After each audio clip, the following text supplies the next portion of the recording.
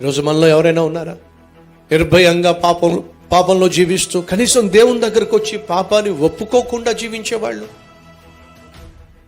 పాపిష్టి పని చేసి కూడా దేవుని దగ్గరకు వచ్చి సమాధానం పడనటువంటి వాళ్ళు ఉన్నారు. జాగ్రత్త!